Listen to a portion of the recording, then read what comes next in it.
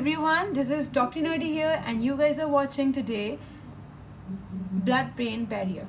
Now सबसे पहले important बात बता दूँ कि blood-brain barrier is a very important topic क्योंकि इसके सिर्फ 3-4 points are very important related to the examinations. और अगर examinations के point of view से बात करूँ तो जितनी information मैं आज इस वीडियो में बताऊँगी I hope कि उतनी information enough है. इससे ज़्यादा डिटेल में जाने की नीड नहीं है because obviously मैं भी थोड़ा डिटेल बताऊँगी because I have taken this thing from many sources as far as I can so that इसके बाद you do not need to get access to any of those things you have about the blood-brain barrier. Even USMLE first aid किसी भी चीज़ को देखने की need नहीं है because main concept I'm gonna give you and everything which is required और इससे ज़्यादा एग्जाम्स में नहीं आता. ठीक है. So again want to tell you that blood-brain barrier is actually the second rule of neuroanatomy. I've already told you in my first video the 8 rules of neuroanatomy. और let's just begin the video without any hesitation. ठीक है.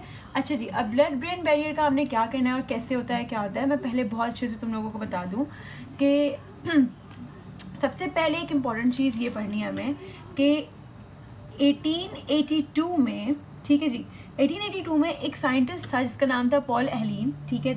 That scientist को अब कुछ करने का था नहीं तो उस बंदे ने क्या किया that he took an animal, कोई भी एनिमल ले लो, suppose this is an animal, please forgive my drawing. ठीक है. और इसके बाल थे. ठीक है. अब उसने जब एनिमल को अपने लिया तो व्हाट ही डिड के उसने सपोज दिस वाज उसका स्पाइनल कॉर्ड. ठीक है. और उसका ब्रेन था ये और उसका पूरा स्पाइनल कॉर्ड ये रहा. राइट. व्हाट ही डिड उसने उसके वास्कुलर सिस्टम में, this was his vascular system, suppose ये पूरा ऑफ कोर्स उसके ब्लड वेसल्स थी. राइट. तो उसके वास्कुलर सिस्टम में उसने इंजेक्ट करवाया एक dye which is this trypan blue. ठीक है. It was a dye trypan blue. और जब उसने ये ब्लड में इंजेक्ट करवाया तो बट ही नोटिस दैट उसने सारे सैम्पल्स लिए तो उसने देखा कि every body of the tissue, ठीक है जी, हर टिश्यू के बॉडी के टिश्यू में वो जो टाइफाइन ब्लू था उसका डाई आ गया था. ठीक है. But this was the only part जो हमारा ये पार्ट है. ठीक है. This is the only part which is actually your central nervous system and for your sakeness I'm telling you that it comprises of brain और spinal cord. ठीक है. पूरी बॉडी के हर एक टिश्यू में, फॉर एग्जांपल ऑर्गन में, skin में भी, आपके किडनी में, आपके लंग्स, हर किसी में ये टाइफाइन ब्लू कलर आ गया था बट इसमें नहीं आया था. तो ही थॉट कि ऐसा क्या है जो सब्सटेंसेस फ्रॉम द ब्लड रोक रहा है going into the CNS thing. तो that is where the name come blood brain barrier. ठीक है. The barrier between the blood vessels and the brain. ठीक है. तो कुछ तो ऐसा है कि ब्लड में और ब्रेन के एनवायरनमेंट में कुछ ऐसा हमने सिक्योरिटी सिस्टम लगा दिया है कि हर चीज़ जो आप ब्लड में डालोगे वो ब्रेन में आपको नहीं मिलेगी. This was the thing which he proved and the scientist name I am gonna tell you is Paul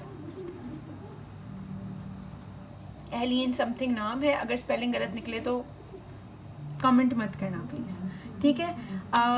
second thing जो यहाँ तक बात तो ठीक है. ठीक है. अच्छा जी, अब बेसिकली हमारे पास जो ब्लड ब्रेन बैरियर की बात है वो ये थी कि ब्लड ब्रेन बैरियर सिर्फ यहाँ पर ही नहीं गया था, सिर्फ बैरियर यहाँ पर ही नहीं है बल्कि उन्होंने देखा कि ब्लड ब्रेन बैरियर भी है. ठीक है. ब्रेन तो ये रहा ना, that means blood brain barrier, blood spinal cord barrier and blood peripheral nerve barrier. ठीक है जी.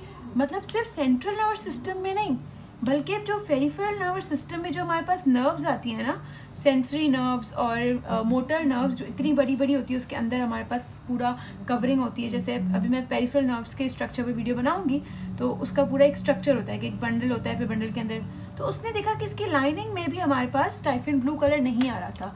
तो that means a barrier was present which was a misconceptionally known as a brain barrier, blood brain barrier, but उसका असली नाम क्या आना चाहिए, a barrier between the blood and the brain, the spinal cord and the blood and the peripheral nerves and the blood. ठीक है. तो ये तीनों चीज़ों जो आपके जो हमारे पास सेंट्रल नर्वस सिस्टम और पेरिफेरल नर्वस सिस्टम में काम आती हैं, इन तीनों जो इम्पोर्टेंट चीज़ें हैं उन तीनों के बीच में और एक ब्लड वेसल के बीच में कोई बैरियर है, कोई सिक्योरिटी सिस्टम है which is not allowing the substances to pass. This was just the origin. ठीक है. I think I am pretty done with the origin. So basically now we are heading towards the second important concept, which is the importance. अब basically बताना है मैंने कि blood brain barrier होता क्या है, कहाँ पर होता है, मैंने पूरा बता दिया इस फिनोमेना के थ्रू, राइट. अब इम्पोर्टेंस क्या होती है, एज इफ क्या नीड थी हमें कि हमने देखो कहीं पर भी ऐसा बैरियर नहीं बनाया जैसा हमने ब्लड और ब्रेन के बीच में बनाया. तो what is the need of it? So to simplify this thing I am gonna tell you the 3 only points जो कि इंपॉर्टेंस है. और आई थिंक इतना दिमाग तो है सबके पास कि हम खुद स्टेबलाइज कर सकते हैं. कि फर्स्ट वेरी इंपॉर्टेंट पॉइंट ये है कि for example we do not want the condition of the blood to fluctuate everything of the brain. For example brain एक बहुत सेंसिटिव जगह है. अगर आपने फॉर एग्जाम्पल रोज़ा रखा है या फास्ट रखा है, बिकॉज ऑफ द फास्टिंग आपका ग्लूकोज लेवल गिर गया, आपका इंसुलिन लेवल फ्लक्चुएट हो गया है. तो अगर ग्लूकोज कम हो चुका है इस टाइम पर, तो उसका सडन जो रिस्पॉन्स होगा वो ब्रेन के पास जाएगा. And glucose is a Wahid source जहाँ से 99% ऑफ द एनर्जी ब्रेन को जाती है. तो ब्रेन ऑटोमेटिकली काम करना बंद कर देगा. This is very bad thing. Secondly, अगर फॉर एग्जाम्पल हमारा ब्लड का pH थोड़ा सा नॉर्मल किडनी फंक्शंस की वजह से ख़राब हो चुका है because of any other purpose, तो वो pH डायरेक्ट ब्लड से ब्रेन में जा सकता है और ब्रेन के फंक्शंस को ऑल्टरनेट कर सकता है.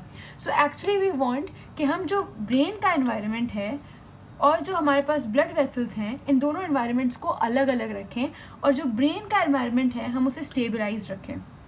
ठीक है. कोई भी हमारे पास जो नाजुक कंडीशंस आती हैं वो कंडीशंस हमारे पास हमारे ब्रेन को डायरेक्ट इफेक्ट ना करें. सडन चीज़ें जो हमारे ब्लड में चेंजेस आती हैं वो हमारी फ्लक्चुएशंस हमारे ब्रेन को इफेक्ट ना करें, since it is the most sensitive thing, right.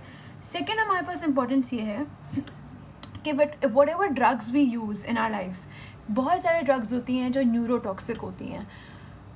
For example तो अभी नहीं याद आ रही, बट बहुत ज़्यादा ड्रग्स ऐसी होती हैं. अलग हार्मोन्स होते हैं, हार्मोन रिप्लेसमेंट थेरेपी होती है, और sudden fluctuations of the hormones in our body also. तो वी डू नॉट वांट कि वो हमारी जो ड्रग्स हैं वो डायरेक्ट आकर विदाउट एनी परमिशन अंधाधुंध जाकर जो आपने ब्लड में डाल दिया वो आप अपने जो है वो ब्रेन में भी डाल रहे हैं. तो ये हमें चीज़ नहीं चाहिए. So it actually acts as what, it acts as a protection thing. ठीक है. protection from drugs specifically, right. Third thing है हमारे पास कि इट इज़ अ होल्डर. अब ये होल्डर किस चीज़ की है? Blood brain barrier. सब चीज़ें ब्लड के बारे में नहीं होती, कुछ ब्रेन के बारे में भी होती है. ब्रेन हमारे पास न्यूरोट्रांसमीटर्स प्रोड्यूस करता है, राइट, ताकि हमारे पास जो न्यूरोमस्कुलर जंक्शंस आते हैं, यू गाइस रिमेंबर न्यूरॉन होता है, राइट. फिर न्यूरॉन से जो हमारे पास मसल्स होती हैं, सपोज न्यूरोमस्कुलर जंक्शन है, वहाँ पर न्यूरोट्रांसमीटर्स रिलीज होते हैं, सिनेप्सिस होता है. ठीक है जी. अच्छा जी. अब ये जो okay I am very sorry, neuromuscular junction नहीं करते हम, ये तो बाहर की बात आ गई. ठीक है. सपोज ये न्यूरॉन टू न्यूरॉन कनेक्शन है और ब्रेन के बीच में हमारे पास सिनेप्सिस क्रिएट हो रहे हैं और न्यूरोट्रांसमीटर्स वहाँ रिलीज़ हो रहे हैं. ठीक है. तो वहाँ पर न्यूरोट्रांसमीटर्स की एक लिमिटेड क्वान्टिटी होती है. बट सपोज अगर हमारे पास जो है एक्सरसाइज करते हैं हम, ठीक है, और एक्सरसाइज के टाइम पर हमारे पास क्या होता है कि अच्छा इसको सब कुछ छोड़ो, पहले मुझे बताओ एक क्वेश्चन का answer, which is how much of the cardiac output gets into the blood of your blood goes into your brain. ठीक है. कितना जो आपका कार्डिक आउटपुट है वो आपके ब्रेन में जाता है. तो अगर फॉर एग्जांपल टेक्निकली अगर 100% हमारा कार्डिक आउटपुट है तो 100% ऑफ कार्डिक आउटपुट का ओनली 15% हमारे पास जो है वो ब्रेन में जाता है. ठीक है. इतना ब्लड. ठीक है. जब हमारे पास एक्सरसाइज करते हैं तो एक्सरसाइज में हमारे पास 15% से, क्योंकि हमारा ब्लड प्रेशर बढ़ जाता है, तो हमारा जो cardiac output to the brain जाएगा वो तकरीबन 25% तक चला जाता है. जब हमारा फॉर एग्जांपल ब्लड का amount going to the brain बढ़ जाएगा, फॉर एग्जांपल 1 लीटर हो जाएगा, हालांकि नॉर्मली कितना चलता जाता है 700 to 800 ml जाता है, राइट. अब नॉर्मली इतना जाता है, बट अगर फॉर एग्जांपल ये 1 लीटर जाएगा तो हमारे पास जितने भी न्यूरोट्रांसमीटर्स होंगे वो उनको फ्लश आउट कर देगा, डाइल्यूट कर देगा. तो what these neurons are suppose to do? Party? नहीं ना. तो दे एक्चुअली नीड कि इनका एनवायरनमेंट स्टेबलाइज रहे, ब्लड प्रेशर के सडन चेंजेस, एक्सरसाइज का सडन चेंज इनको इफेक्ट ना करें. This is actually what they need and this is what they perceive. ठीक है. So basically we are done with the importance thing. Right now I'm next going to the most important thing, कि what are the components of the blood brain barrier, and this is the important thing you need to learn.